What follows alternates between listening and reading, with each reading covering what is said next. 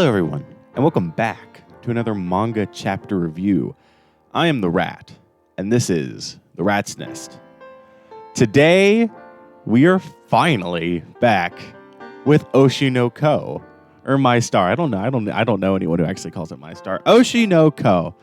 This was a very good chapter. Obviously, after the long break. How long has it even been? It's been forever. We had those 4 little interlude chapters. I read up. They were neat. It wasn't anything to talk about, but we're back with an official chapter after a long time. Aqua's finally done playing Fortnite, or not Fortnite. Apex. That's the meme.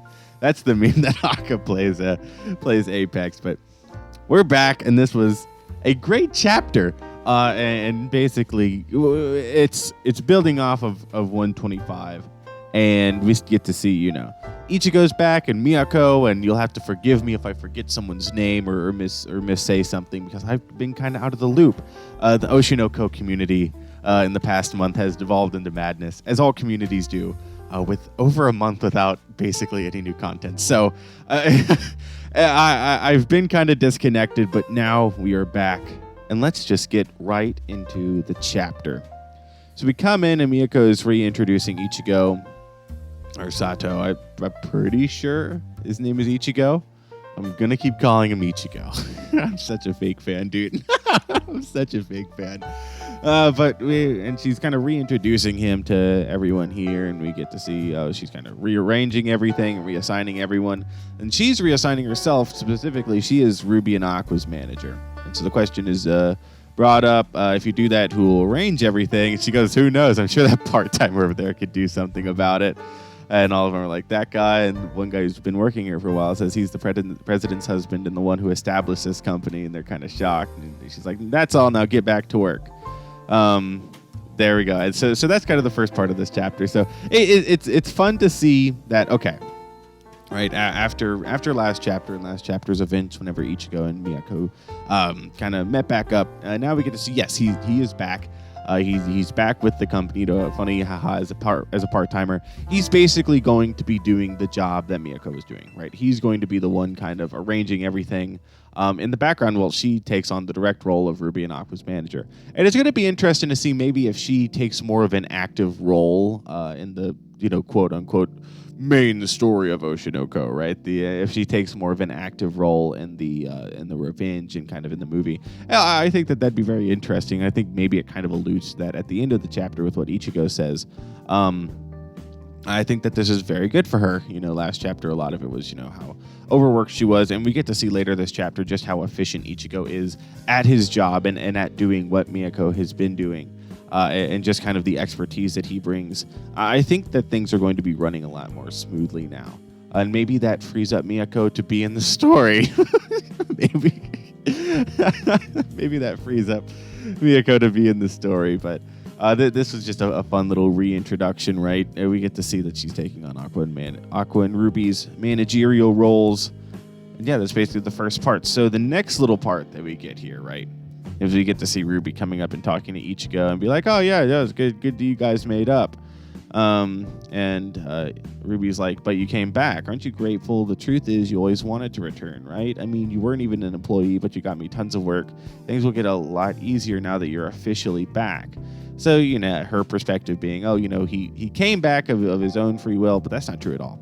And he says that. He says, that's not true. I was framed. That's by who? And he says, Aqua, of course. He's the one who summoned me to the bar that day, but when I got there, sitting next to me was Miyako.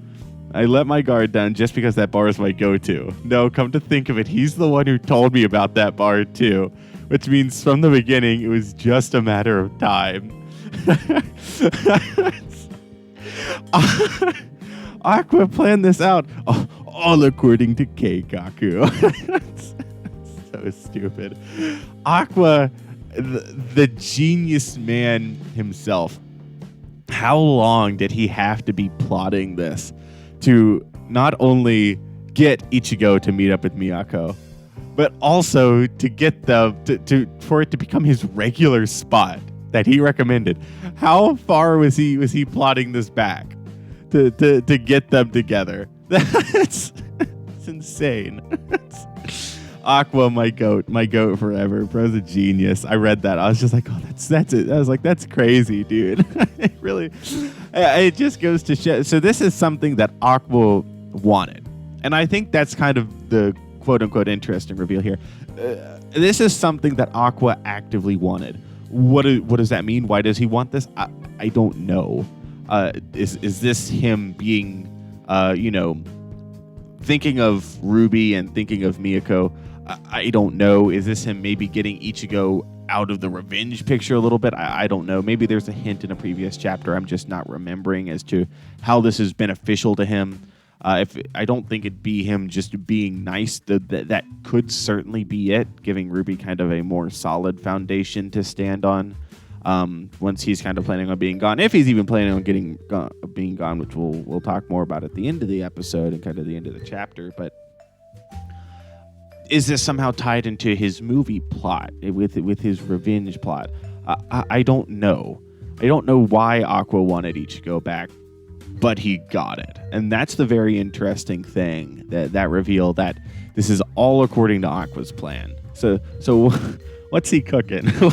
What's Aqua cooking? I don't know his mental state right now. Like I said, we'll get into that. So getting further into the chapter, we get to see Ruby's kind of reaction to that this was all planned out by Aqua. She's like, I see. I knew it, Aqua. He loves me so much. That's so true. He was trying to get Ichigo back to this office for my sake, as usual. He does things in a roundabout way. So cute. He's been like that ever since he was a doctor. Yada, yada, yada. Basically, she's just fawning over him. She says, I hope he can start relying on people soon. Does she know? Does she know? What was he cooking? Oh, this is just hilarious. I love all the, funny Ruby stuff. It's fun to see her like happy again. Obviously after so long of dark Ruby, of evil Ruby, right? So after so long of that, to see her genuinely happy again, I do really enjoy it. Also, just hammers home again. Yeah, no, genuinely, she's in love with Aqua. I mean, that's something that we've known, right? That's an objective fact, though. That she is in love with Aqua. That's just true. But it's very cool to see, and I very much do enjoy seeing it. It's a very fun little moment here in the chapter. That's just adds more to her character. I like seeing her. I think it's funny, and it's like, does she know? Does she know? She obviously kind of points out that she thinks Aqua did this for her sake.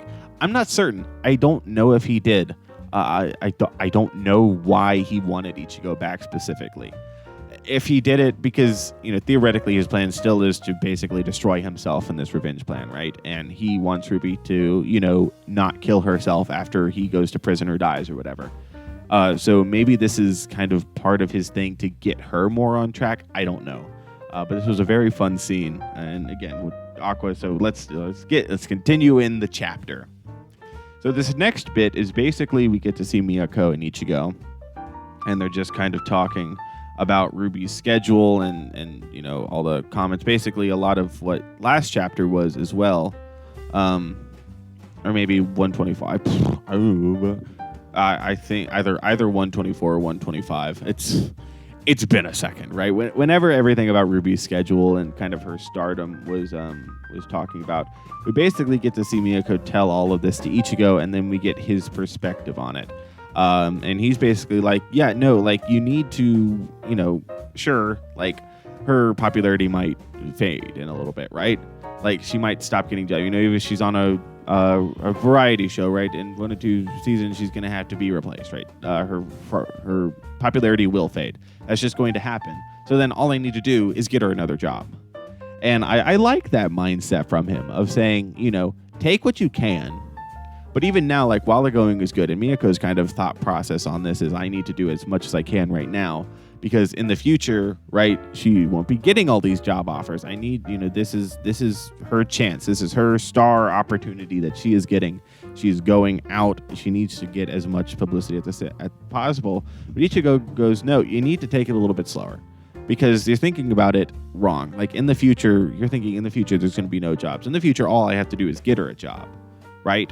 You don't need to take everything that you can get. stuff's gonna go out of style, right? And some of the stuff she's in, people might not even recognize her.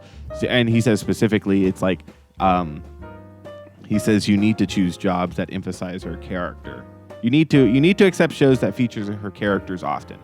And so that's like, don't basically, I think, kind of saying don't waste your time if she's going to spend like 5 minutes in this show, right? Kind of giving her, not just any publicity, but specifically good, a lot like publicity that has substance. It's very interesting. I've always really enjoyed the kind of industry aspect that Oshinoko looks at a lot of the time. And I think that it's always very interesting to kind of dive into and to see the differing perspectives on it, even just Ichigo's way of doing things. And then obviously after that comment, he says, "That's what I did with I." And then there's a little somber moment. And, he's just basically telling Miyako all these kind of things that he did that would help, kind of his thought process on everything. And she says, "I'm so useless, huh? If you were the one in charge from the beginning, I'm sure this agency would be more." Then from him, he says, "Nah, you're more than enough. You pile up work steadily and carefully. You get jobs without getting trouble with anyone. And you raise your talents diligently. Honestly, Strawberry Productions has a really good reputation in the industry now. If I had been running the company, it wouldn't have come this far. This has all happened because of you." So I love this. I love this for his character. Because obviously, right, funny guy left the wife to go fishing. Funny guy, right?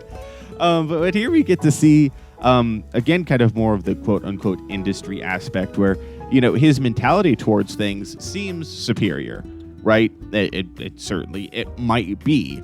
It seems like the better way of doing things, but at the same time, he says, look, the way that you're doing things, you get jobs without getting into trouble with anyone. You have a really good reputation in the industry.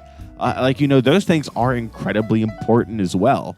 And how does that affect the future versus Ichigo's thing?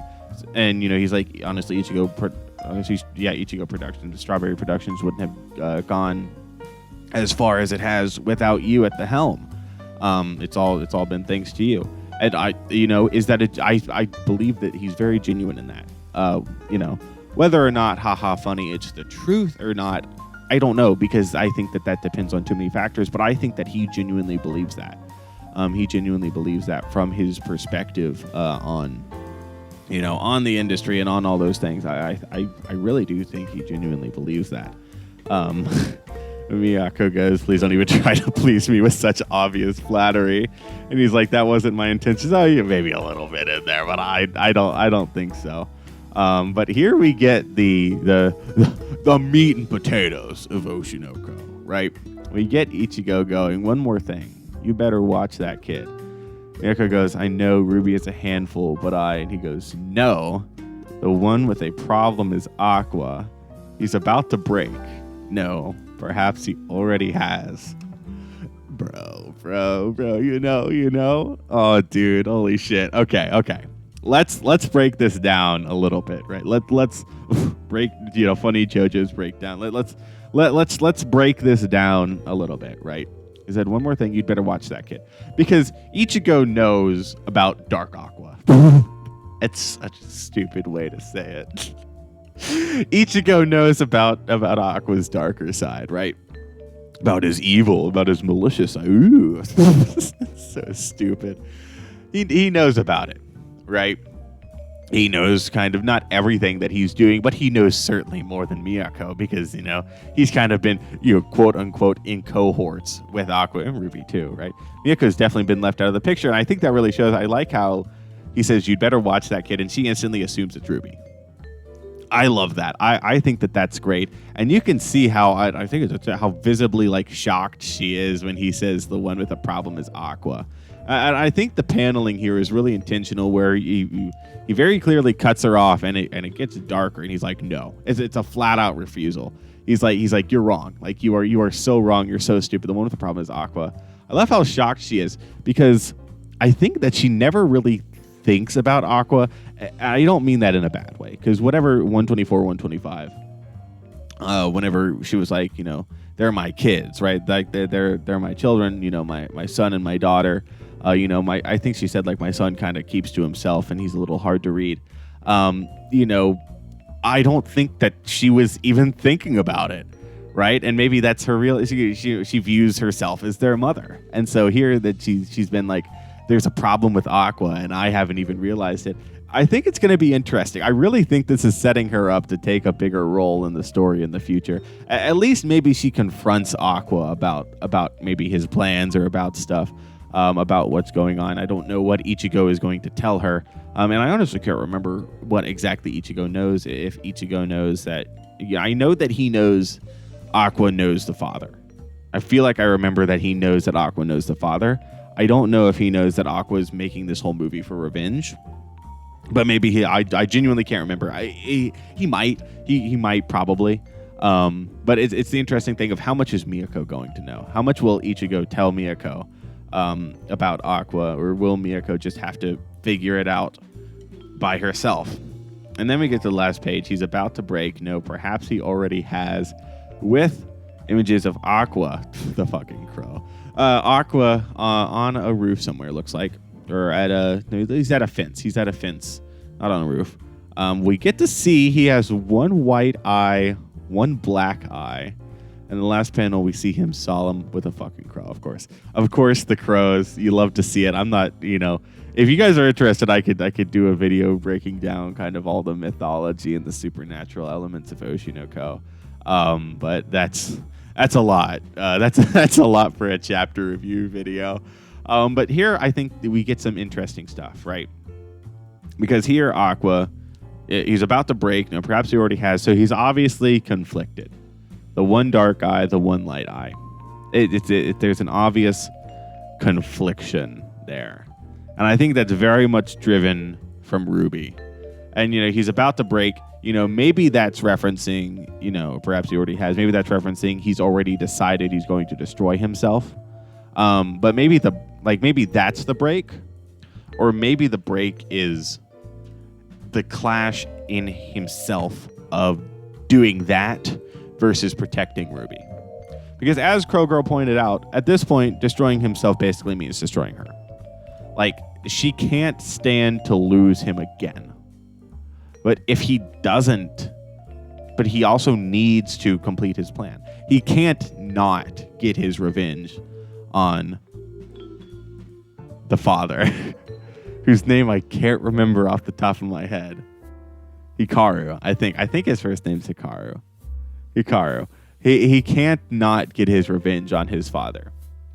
But he also knows that Ruby just basically won't survive losing him again. That's not something. So maybe that's where the break comes into play. Though I don't know why Ichigo would know that. But I think that of everything, that's probably why he has the one white eye, the one black eye. Maybe he's again confronting Crow Girl. Maybe he's there alone and the crow is just symbolism. I don't know, but obviously he looks very dejected in that last panel. I think he's not certain what to think anymore. I really think that the conflict in him is like, what the hell am I going to do now? Like, I've done screwed the pooch on this one, dude. I've done fucked the dog on this one. I've done all of that. I've, told Ruby who I am. Right now we know. It's out there. The cat is out of the bag. The beans are spilled. She can't survive without me. But I have to get my revenge on my father. I think that's the confliction here. It's going to be interesting next chapter if we get a continuation of this scene. Probably won't. If we get a continuation kind of the movie plot. I really don't know where the chapter's going to go next. Maybe we get Miyako confronting Aqua. Maybe we get Aqua talking to Crow Girl here. I think that's the implication. Funny crows, right? You see a crow in Oshi no Ko and you're like, oh, I hate it here. that's the thought. But I don't know. It's going to be very, very interesting to see. I'm genuinely extremely excited. Next week, another chapter of Oshi no Ko. Hopefully Aqua doesn't play Apex again. That'd be awesome to not have another month and a half break. But I genuinely really loved getting back into it. This chapter, it's not Jujutsu Kaisen 236, but it's a great chapter. I very thoroughly enjoyed my time with it, and it's great to get back into Oshi no Ko. and kind of just remember how great it is. My friend Kyle, who is frequently on the channel, actually is reading Oshinoko now. We watched it back a while ago, did a series swap. I watched Baki. He's going to read Oshinoko. So he's been reading. He's been loving Tokyo Blade arc so far. I love Tokyo Blade. I love Tokyo Blade arc. It's so phenomenal in every single way. So I've kind of been like warming myself back up to get back into Oshinoko at this chapter. It's been great. I've genuinely really enjoyed it. So with that all said, if you're this far in the video, then obviously there is something you like. So make sure to like, subscribe, leave a comment telling me what your favorite part of this chapter was. Thank you all for watching. I hope that you all enjoyed. I will see you all next time. Bye-bye.